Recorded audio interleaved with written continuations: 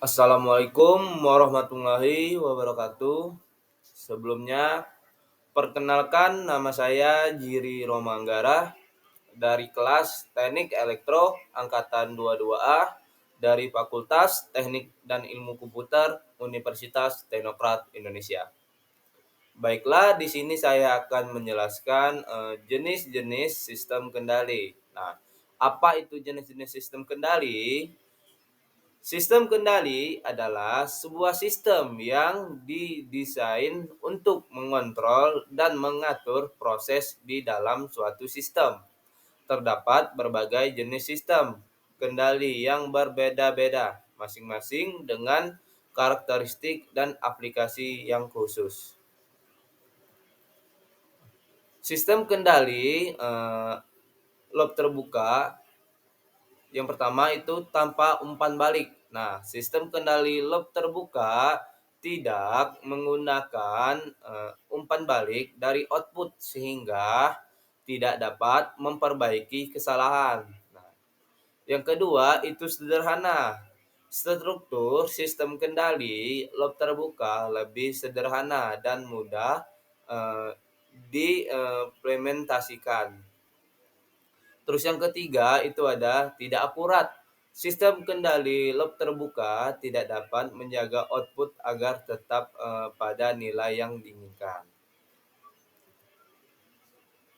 Nah, sedangkan sistem kendali loop tertutup, yang pertama itu menggunakan umpan balik. Nah, sistem kendali loop tertutup menggunakan sinyal umpan balik dari output untuk memperbaiki kesalahan dan mempertahankan output pada nilai yang diinginkan. Nah, terus yang kedua itu lebih kompleks. Struktur sistem kendali loop tertutup lebih kompleks karena melibatkan komponen tambahan seperti sensor dan controller. Yang ketiga itu akurat. Nah, sistem kendali loop tertutup dapat menjaga output agar tetap pada nilai yang diinginkan dengan lebih baik. Terus selanjutnya itu ada sistem kendali analog. Nah, sistem kendali analog itu yang pertama sinyal kontinu. Nah, sistem kendali analog menggunakan sinyal analog yang bervariasi secara kontinu. Terus peralatan mekanik. Nah, sistem kendali analog menggunakan peralatan mekanik seperti motor, terus valve dan sensor. Selanjutnya itu terbatas pada aplikasi. Nah, sistem kendali analog terbatas pada aplikasi yang tidak membutuhkan akurasi atau kompleks yang tinggi. Terus mudah diukur. Nah, sinyal analog dapat diukur dan dianalisis dengan mudah menggunakan instrumen pengukuran. Selanjutnya itu ada sistem kendali digital. Nah, sinyal diskrit, sistem kendali digital menggunakan sinyal digital yang berbentuk diskrit. Terus yang kedua itu pemrosesan komputer.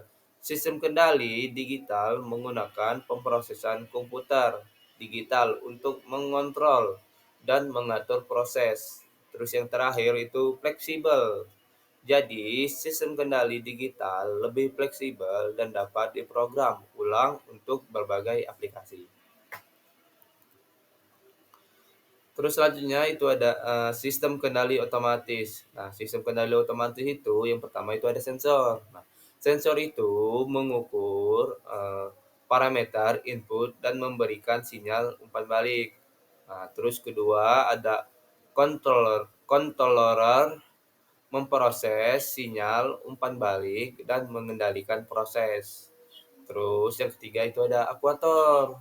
Nah, akuator itu menggerakkan elemen kontrol berdasarkan perintah controller. Nah, terus umpan balik membandingkan output aktual dengan target dan memperbaiki kesalahan.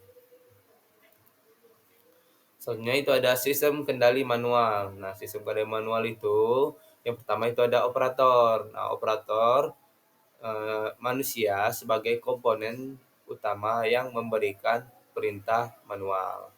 Yang kedua itu ada pengamatan. Operator melakukan pengamatan terhadap proses dan output sistem. Yang terakhir itu ada koreksi. Ya, operator melakukan koreksi manual terhadap input berdasarkan pengamatan. Terus ada lagi komponen-komponen sistem kendali. Nah, komponen-komponen sistem kendali itu yang pertama itu ada sensor. Jadi sensor itu mengukur parameter input sistem. Terus ada controller memproses sinyal umpan balik dan menghasilkan sinyal kendali. Terus ada akuator menggerakkan elemen kontrol berdasarkan sinyal kendali. Terus umpan balik. Nah, membandingkan output aktual dengan target dan memperbaiki kesalahan. Nah, terus selanjutnya ada aplikasi sistem kendali. Nah, intrusi manufaktur sistem kendali digunakan untuk mengontrol proses produksi, kualitas, dan efisiensi. Otomatisasi rumah sistem kendali digunakan untuk mengontrol sistem pencahayaan, eh, pendinginan ruangan, dan peralatan lainnya. Terus transportasi sistem kendali digunakan untuk mengontrol sistem navigasi, pengereman, dan stabilitas kendaraan. Nah, terus yang terakhir itu kesimpulan. Nah, kesimpulannya berarti yang pertama itu beragam jenis. Sistem kendali memiliki berbagai jenis seperti loop terbuka, loop tertutup, analog, dan digital. Nah, itu ternyata berbeda-beda. Loop tertutup itu loop terbuka itu input yang kita inginkan atau outputnya itu sering tidak sesuai yang kita inginkan. Nah, sedangkan yang tertutup biasanya itu sesuai apa yang kita inginkan. Terus yang kedua itu ada komponen kunci. Nah, komponen utama sistem kendali adalah sensor, terus controller, aktuator, dan umpan balik. Terus yang ketiga itu banyak aplikasi. Nah, sistem kendali memiliki banyak aplikasi di berbagai industri seperti manufaktur, terus otomatisasi, dan transportasi.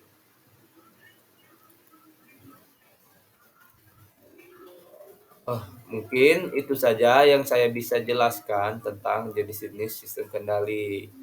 Eh, Kalau ada saya kurang lebihnya, saya mohon maaf. Saya akhiri. Wassalamualaikum warahmatullahi wabarakatuh.